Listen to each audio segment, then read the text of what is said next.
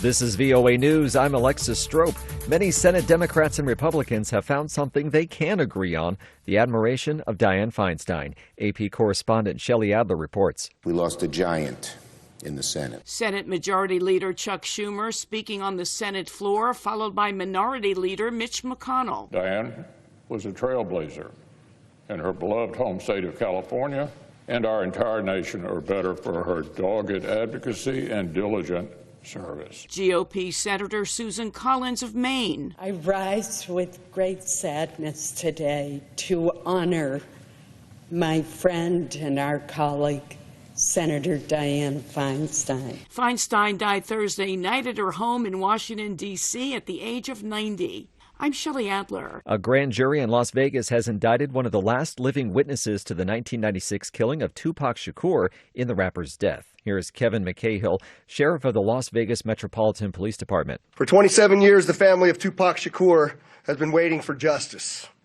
We are here today to announce the arrest of 60-year-old Dwayne Keith Davis, a.k.a. Keefy D., for the murder of Tupac Shakur. Davis is the uncle of the suspected shooter and has long been linked to the case. He has admitted publicly that he was in the car with his nephew when Shakur was killed in a drive-by shooting near the Las Vegas Strip. France's highest administrative authority held a landmark hearing over accusations of systemic discrimination in identity checks by French police. Local grassroots organizations and international rights groups filed France's first class action lawsuit targeting the nation's police force. The case reached the Council of State on Friday. The NGOs allege that French police target black people and people of Arab descent in choosing who to stop and check. This is VOA News. Russian President Vladimir Putin has ordered one of the top commanders of the Wagner military contractor to take charge of what he calls, quote, volunteer units fighting in Ukraine. AP correspondent Charles de la Desma has more. The order signals the Kremlin's efforts to keep using the mercenaries after the death of their boss, Yevgeny Prigozhin. Putin has told Andrei Troshev that his task is to form volunteer units that could perform combat tasks, primarily in the war zone. The meeting appears to reflect the Kremlin's plan to redeploy some of the Wagner mercenaries to the front line in Ukraine, following their brief mutiny in June and their chief's suspicious death in a plane crash on August 23. I'm Charles de la Desma. Refugees from Nagorno-Karabakh continue to cross into Armenia by the thousands, with more than half the population of the enclave evacuated since Monday. VOA's Heather Murdoch reports from Goris, Armenia, on the road leading from Nagorno-Karabakh. In mid-September, after decades of off-and-on wars, Azerbaijan swiftly gained control of the entirety of Nagorno-Karabakh, a self-declared republic that lies well within Azerbaijan's internationally recognized borders. Here in the border area, aid workers offer food, water, and some services as families enter Armenia. But many families say the housing facilities here for refugees are full, and the patchwork of aid groups does not appear to be prepared to help the tens of thousands more people expected to arrive in the next few days. Heather Murdoch, VOA News, Goris, Armenia. A U.S. government shutdown could bring disappointment for visitors to national parks. AP correspondent Jennifer King reports.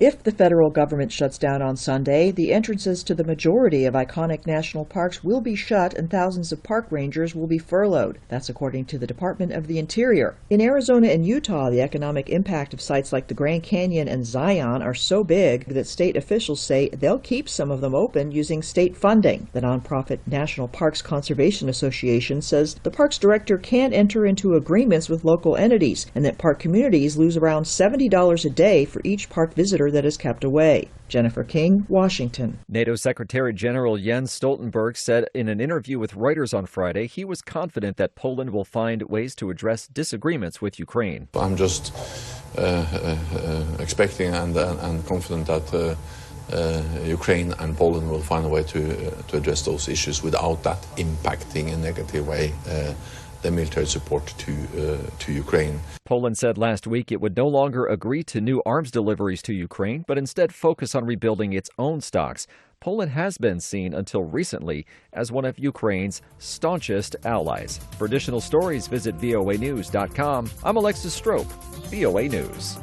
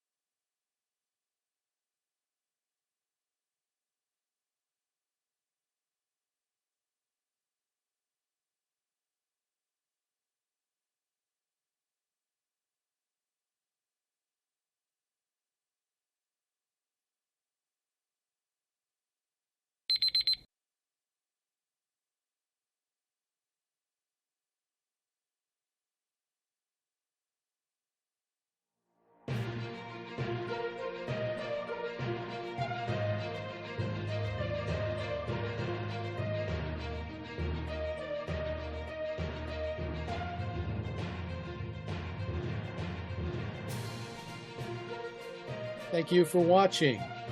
Can you do me a favor? Please leave a comment in the comments section below. That would really help. Thank you, and see you again soon.